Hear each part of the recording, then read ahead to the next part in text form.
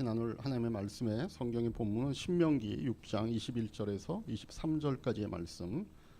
우리 함께 21절에서 23절이니까 길지 않으니까 우리 같이 합독하시겠습니다. 시작.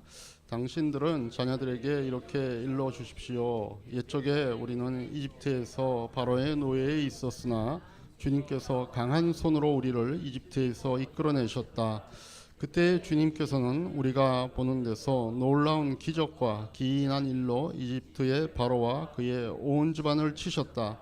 주님께서는 우리를 거기에서 이끌어내시고 우리의 조상에게 맹세하신 대로 이 땅으로 우리를 데려오시고 이 땅을 우리에게 주셨다. 아멘. 같이 앞뒤 옆에 분 들어오시면서 한 번 더 서로에게 인사하십시다. 하늘 복 많이 받으십시오. 인사합시다. 하늘 복 많이. 네.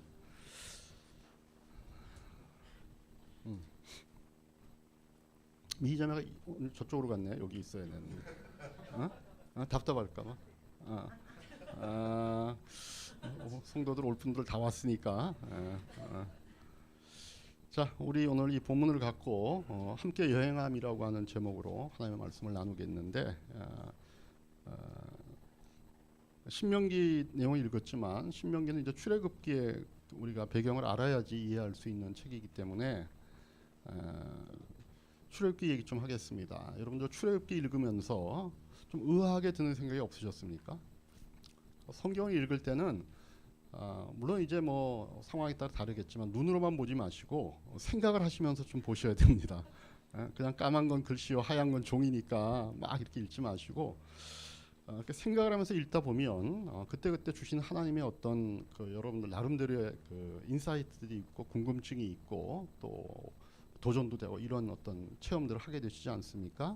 근데 출애굽을 읽으면서 좀 의하게 드는 생각이 혹시 있으셨던 분이 계세요? 창세기 읽으면서 의아한 부분이 많다 그러더라고. 뭐 하나님이 7일간에 6일 창조하셨다는데 이게 또 뭐 어떠고 저떠고 막 고민도 되고 뭐 가인이 왜 자기를 또 죽이려는 사람이 도대체 어디 있었느냐 이런 궁금증이 많은데 거기서 다 고민을 해서 그런지 출애굽기 들어와서는 별로 고민 안 하고 읽으시는 걸지도 모르겠습니다. 출애굽을 왜 시켰는가라고 하는 궁금증 들지 않으세요? 그 성경에 있는 거니까 당연히 뭐 출애굽 있었네 벌써. 뭐 우리가 궁금해 해봤자 뭐 이게 뭐 돌이킬 수도 없는 거고 그래서 생각 안 하는지 모르겠지만 출애굽 왜 시켰을까요? 예수님께 하나님께서 출애굽의 목적이 도대체 뭘까요?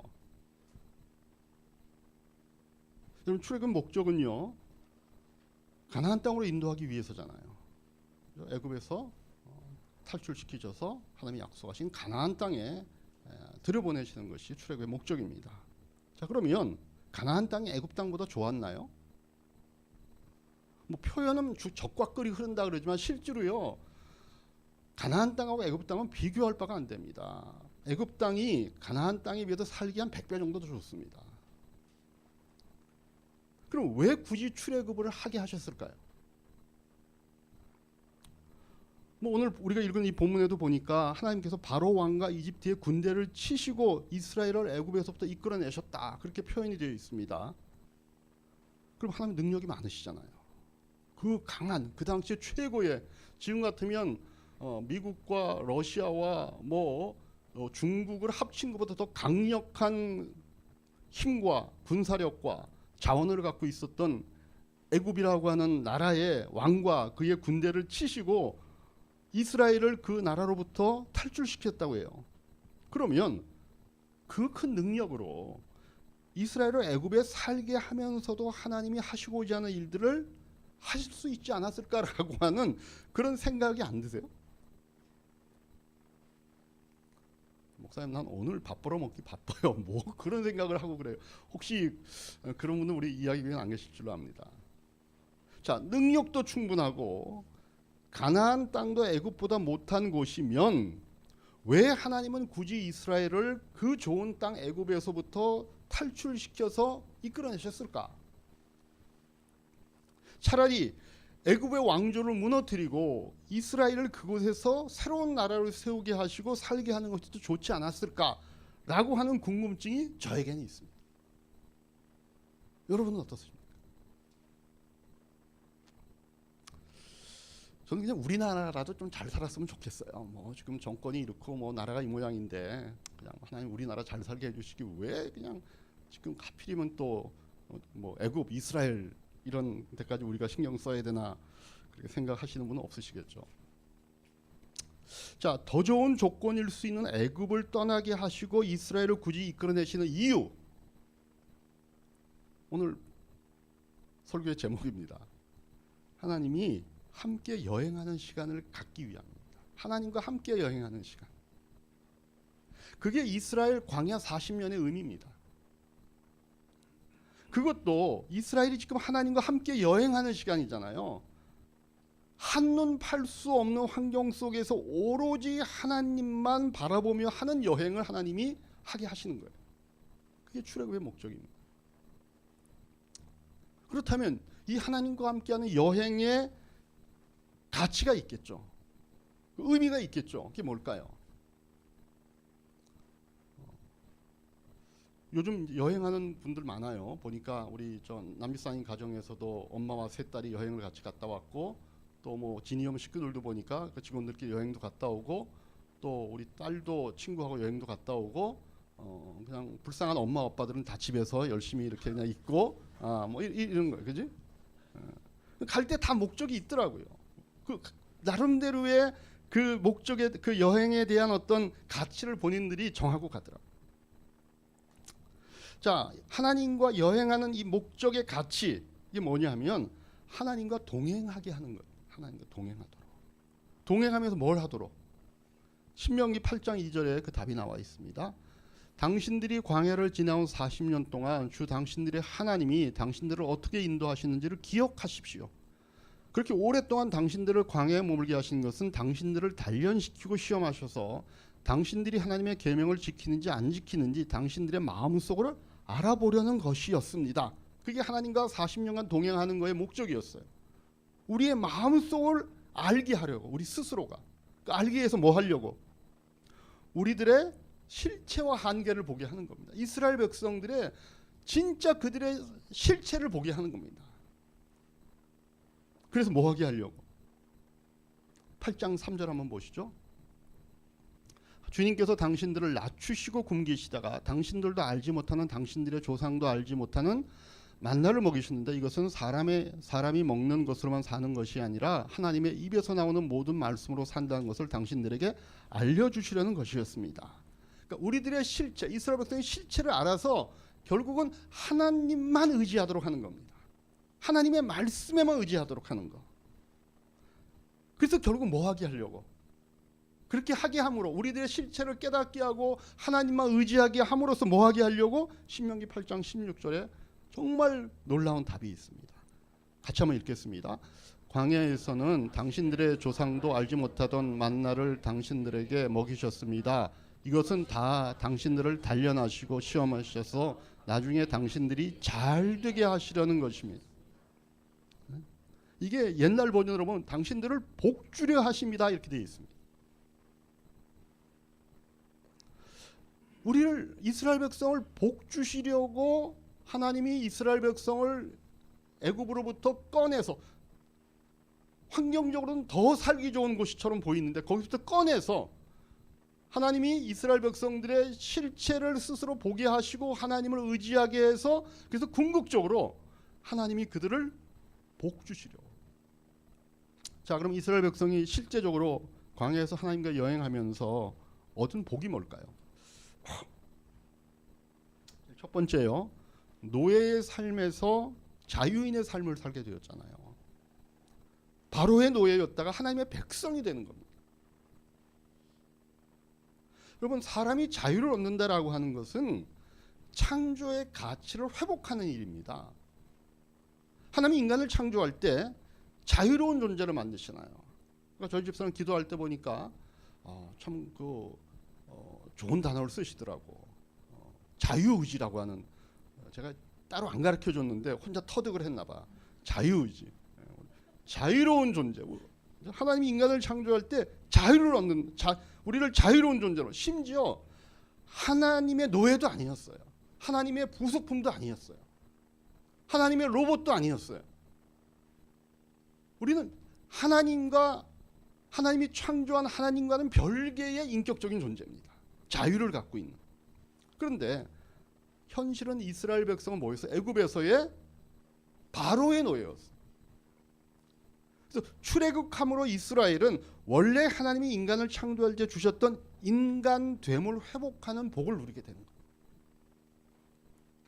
또 다른 복이 뭐냐면요, 이스라엘 백성들의 일상의 소소한 삶이 하나님의 구원의 역사와 하나님의 회복의 역사와 하나님 나라 설립이라고 하는 그 큰 구원의 물줄기에 연결되는 의미와 통일성을 갖게 되는 겁니다.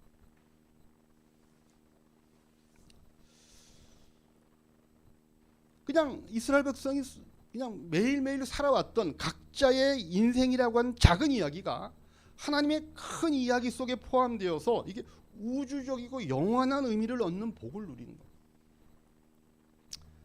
여러분, 광야 생활 중에 이스라엘 백성이요, 무슨 엄청난 이벤트를 매일매일 하지 않았습니다. 무슨 프로그램 한 거 아닙니다. 무슨 매일 수련회를 간 것도 아닙니다. 그냥 매일 뭐 했어요? 광야 40년 동안 매일 먹고 맨날 마시고, 맨날 물 없다고 뭐 불평은 하지만 그냥 마시고 사람들 관계에 부대끼면서 그냥 매일매일 걸어야 되는 일상의 삶을 그대로 40년을 사는 겁니다. 재미있는 건요, 이런 삶은요 애굽에서도 동일했어요. 어찌 보면 그 동일한 삶처럼 보였지만 애굽에서의 그 삶은 형태적으로 더 나아 보이는 삶이었어요. 그래서 이스라엘 백성이 광야에서 내내 불평한 게 뭐예요? 우리가 애굽에서 살 땐 더 잘 살았다였거든요. 예? 애굽에서 우리는 여기보다 훨씬 더 잘 먹고 더 잘 살았는데 왜 우리를 이 광야에 끌어보내 가지고서 이 고생을 시키게 하느냐는 것이 이스라엘 백성들의 40년간의 불평의 단골 메뉴였어요.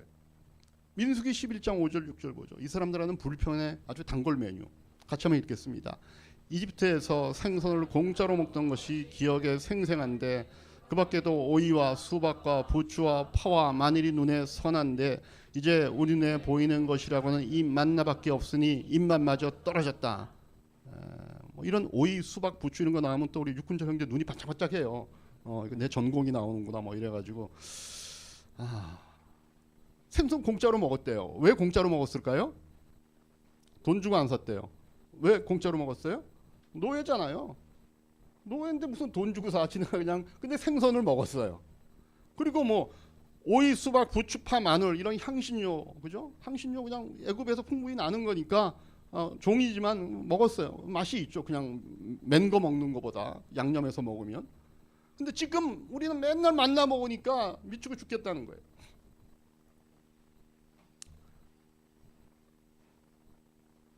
그러나 우리가 알듯이 애굽에서 이들의 이런 좀 나아 보이는 일상은 그 정체를 보니까 뭐예요? 노예라는 거예요.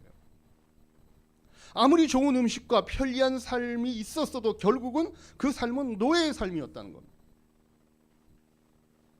근데 광야에서의 일상은 거기에 비해서 좀 불편은 해도 하나님의 구원의 역사가 이루어져가는 과정입니다. 하나님의 나라가 세워지는 과정입니다. 그리고 더 좋은 건 그게 자유인으로서의 삶이라는 거였죠.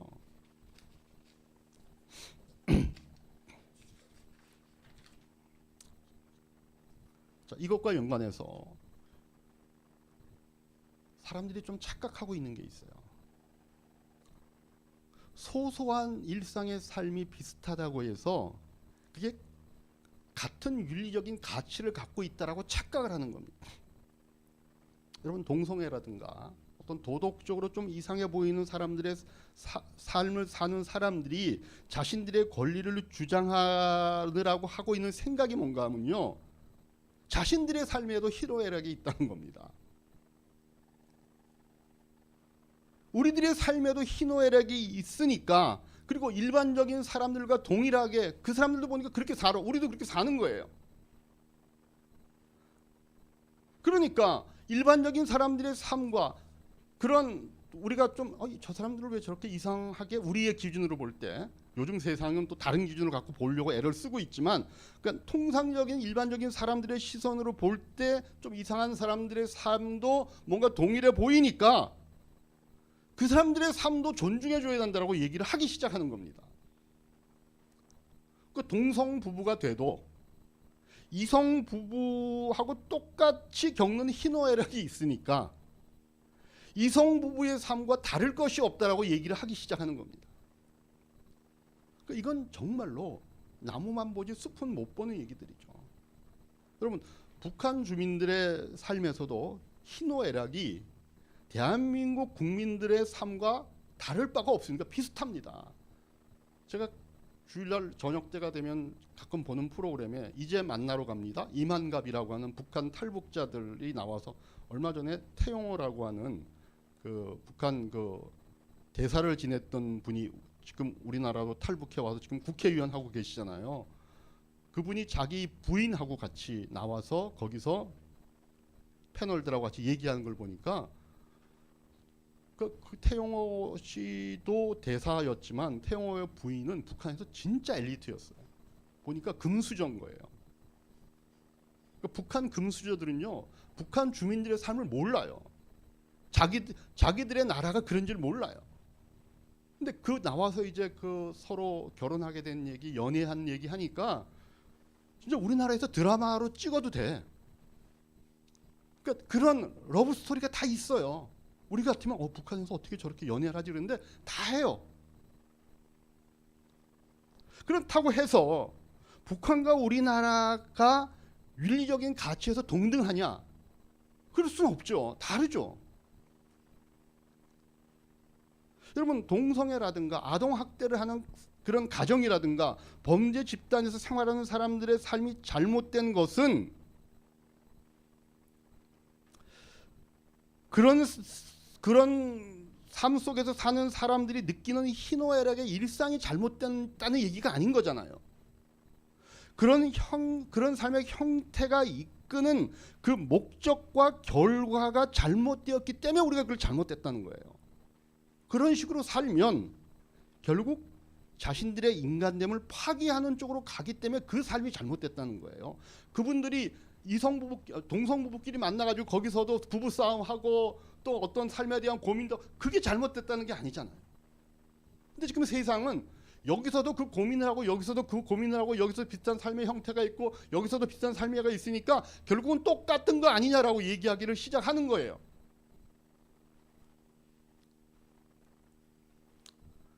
그래서 우리가 그런 식의 삶을 사는 분들은 그들의 인권은 우리가 존중하되 그런 삶의 형태 자체에서는 떠나도록 하는 것이 필요한 일이라는 거예요. 그게 교회가 할 일이죠.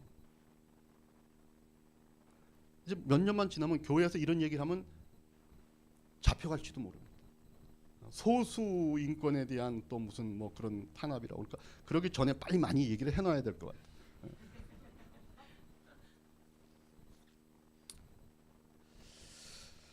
여러분, 출애굽에서의 하나님과 함께한 이 여행은요, 단순히 가나안으로 이동을 위한 시간이 아니었습니다.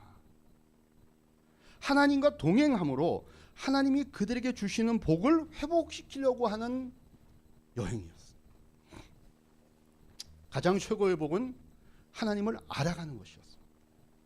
하나님이 누구시라고 하는 것을 이 사람들은 알아가게 될까요? 하나님이 너희를 사랑한다라고 하는 걸 알게 하는 거예요. 그래서 우리가 지금 읽고 있는 그 큐티 책 지난주 본문 가운데 시편 44편이 있었는데 3절에 이런 말씀이 있습니다. 같이 한번 읽겠습니다. 우리 조상이 이 땅을 차지하는 것은 그들의 칼로 차지하는 것이 아니었습니다. 조상이 얻은 승리도 그들의 힘으로 얻은 것이 아니었습니다. 오직 하나님의 오른손과 오른팔과 하나님의 빛나는 얼굴이 이루어 주셨으니 참으로 이것은 하나님께서 그들을 사랑하셨기 때문입니다. 궁극적으로 하나님이 이스라엘 백성을 애굽에서부터 꺼내서 가나안까지 가게 하시는 그 경로 40년 기간 동안, 그리고 결국은 가나안 땅에 들어가시게 하는 궁극적인 목적, 그 과정과 그 여행의 시간과 함께하는 시간 동안에 하나님이 그들에게 알려주려고 하는 건 딱 하나였어요. 내가 너희를 사랑한다. 내가 너희를 사랑한다. 이런 측면에서 보자면요, 예수님이 이 땅에 오셔서 하신 일도 똑같아요. 예수님께서 오셔서 제일 먼저 하신 일이 뭐죠? 공생애를 시작하면서 제일 먼저 하신 일, 제자들을 부르셨습니다.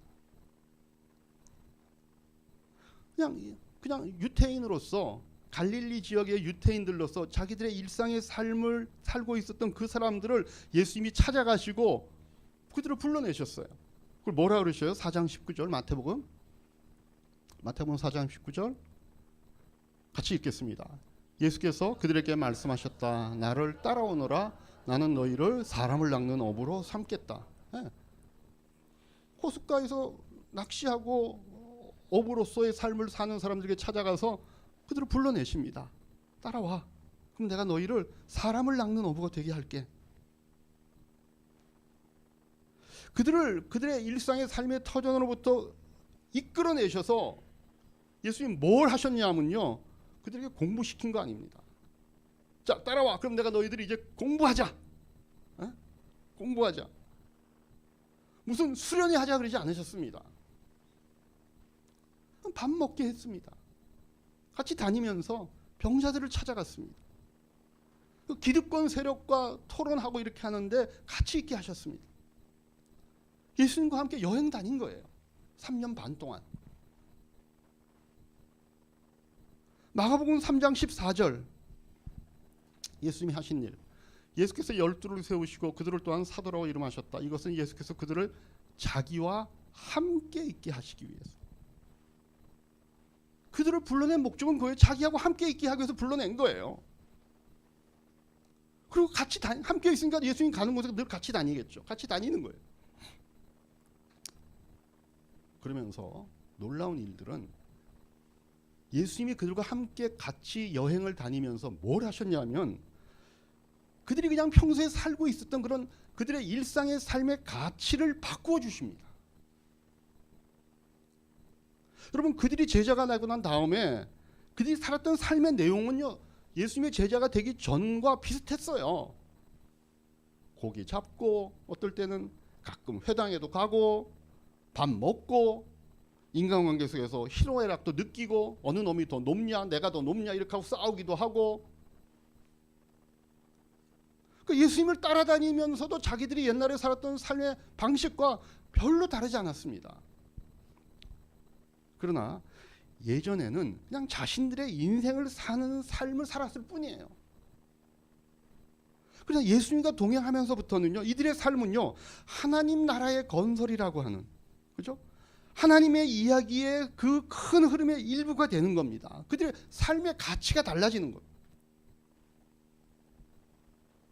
그러면서 이들이 깨닫게 되는 게 있습니다. 뭘 깨닫죠? 하나님이 우리를 사랑하시는구나. 예수님을 통해서 하나님이 자신들을 사랑한다는 걸 깨닫습니다. 그리고 나중에 그들이 정말 이 하나님의 사랑을 실체적으로 경험하는 게 뭐예요? 하나님이 우리를 위해 오셔서 죽기까지 하시는구나. 로마서 5장 8절이죠. 로마서 5장 8절은 안 계시나 봅니다. 제가 로마서 5장 8절 읽겠습니다.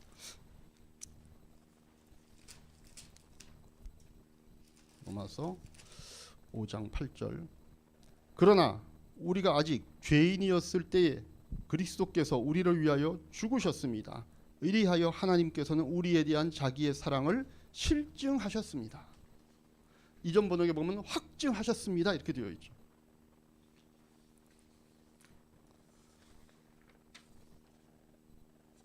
자, 출애굽한 이스라엘 백성들, 그리고 예수님과 함께 예수님의 동행했던 예수님의 제자들에게 생긴 이 일을 우리가 이 시점에서 아는 게 그럼 왜 중요할까요? 왜 우리는 이런 일들을 아는 게 우리에게 중요할까요? 우리에게도 같은 일이 벌어졌기 때문입니다.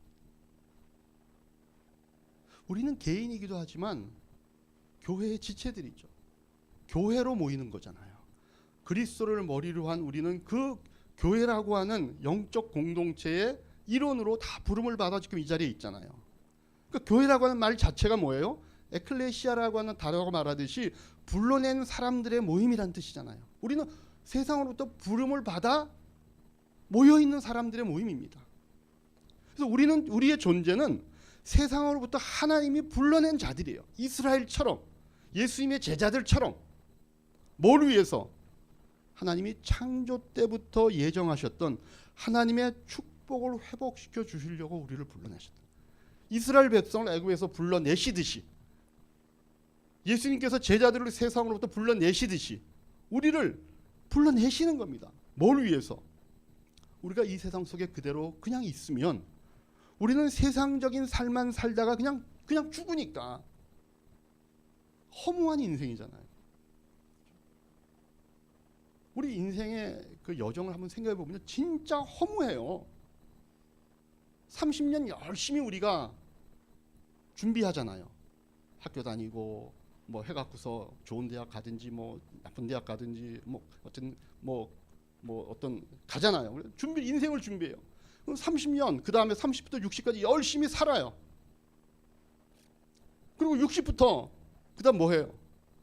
뭐 돈을 좀 많이 모아놓은 사람은 조금 뭐 여유 있게 산다 그러지만 결국은 뭐 어느 순간인가는 한 30년 정도 있으면은 많이 배운 사람이나 뭐 적게 배운 사람이나 돈이 있는 사람이나 없는 사람이나 그냥 다 놓고 떠나는 겁니다.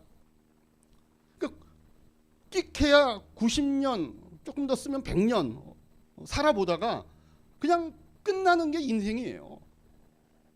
그러니까 우리가 이 세상 속에 그대로 우리가 있으면 그런 식의 삶을 살다가 결국은 세상을 떠나는 겁니다. 그러니까 애굽의 노예로 있었던 이스라엘처럼 되는 겁니다. 뭐 거기서 생선 공짜로 먹고 좋은 향신료 음식을 먹고 지내지만 결국은 그들은 노예로 인생을 마치듯이, 예수님의 제자로 따르지 않았으면 그들은 그냥 갈릴리에서 평생 어부로 살다가 어느 날은 큰 고기 잡고 어느 날은 작은 고기 잡고 어느 날은 생선값 조금 많이 받고 어떤 날은 이 공판하는 데서 좀 덜 팔아가지고 손해보고 뭐 이런 식의 삶을 살다가 그냥 죽는 거예요. 근데 그렇지만 그들을 하나님이 불러내셨기 때문에, 예수님이 이끌어내셨기 때문에 그들의 인생은 달라지는 거예요. 그래서 하나님께서 우리를 그런 식의 삶을 살지 말라고 저주 가운데 있는 세상으로부터 우리를 불러내셔서 성령을 쫓는 삶을 살도록 하는 겁니다. 그래서 우리는 지금 성령 하나님과 동행하는 삶을 사는 사람들이 되어 있는 겁니다. 본인들이 느끼거나 못 느끼거나 예수님을 자신의 주와 구주로 고백한 자들은 성령을 쫓아 그런 삶을 살고 있는 사람들입니다. 그게 여러분들의 현실의 모습입니다.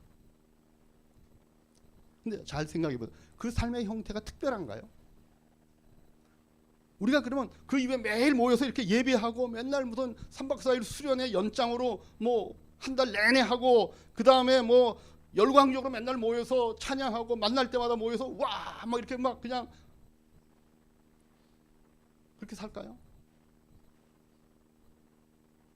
아니, 우리는 그냥 일상의 삶을 살아요. 예수를 믿은 전이나 믿고 난 다음이나 성령을 쫓기 전이나 성령을 쫓는데도 우리의 일상의 삶은 대동소이합니다. 그러나 성령과 동행함으로써 달라지는 게 있습니다. 이런 우리의 일상의 소소한 삶이 다른 빛깔을 띠게 된다는 거예요. 이 삶은요, 장차 오실 예수님이 이 땅에 갖고 오실 새하늘과 새 땅, 그 하나님의 나라에서 인정받게 될 영원한 상급과 연결되는 삶을 우리는 지금 살고 있다는 거예요.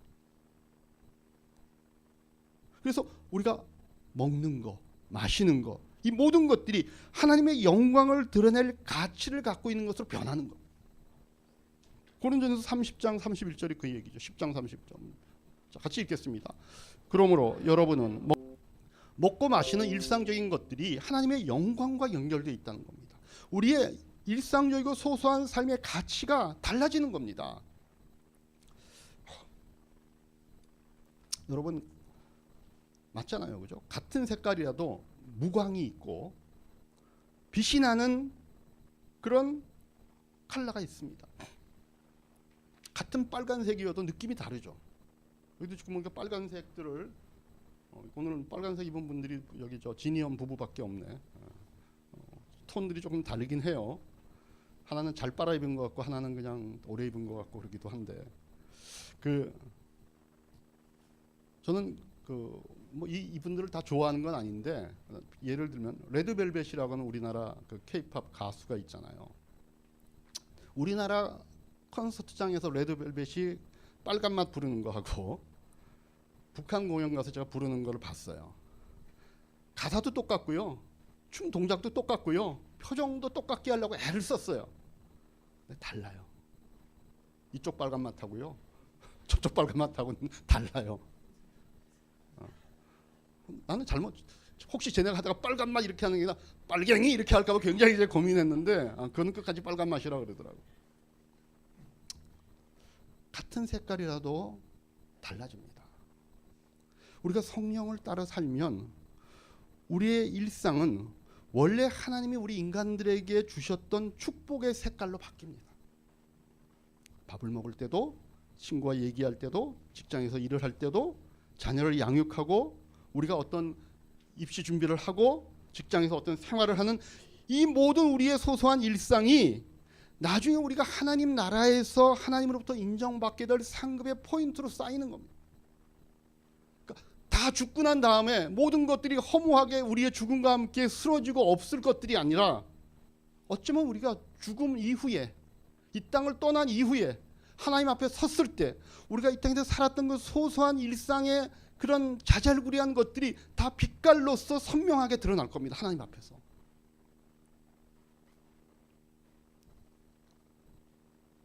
하늘나라에 가서 그것을 우리가 경험할 뿐만 아니라 우리가 성령을 따라 살면 이 땅에서 우리가 얼마나 하나님의 사랑을 받고 있는 사람인지를 깨닫는 하나님의 은혜의 통로가 우리의 소소한 일상이 되는 겁니다. 그럼 그 대표적으로요, 성경에 보면 놀라운 사건이 있는데 그들이 매일 먹고 마셨던 빵과 포도주가 어느 날 예수 그리스도의 죽음과 앞으로 오실 그리스도를 기대하는 놀라운 영적인 산물로 바뀝니다. 그게 유월절 만찬이잖아요. 그게 뭐 특별히 따로 만든 거 아니었어요. 그거 만들 때 뭐 며칠을 공을 들이고 무슨 뭐 유기농을 갖다 쓰고 무슨 뭐 저 특별한 뭘 첨가물을 넣고 그거 아니었습니다. 그냥 그들이 평소에 먹던 포도주, 평소에 먹던 밀가루로 만든 빵이었어요. 근데 그 평소에 소소한 그들의 일상이 그들이 예수님을 만나고 하나님의 자녀가 되고 하나님의 나라를 기대하는 사람이니까 그게 놀라운 하나님의 은혜가 임재하는 자리로 바뀌듯이 우리의 일상의 삶들이 그렇다는 것입니다.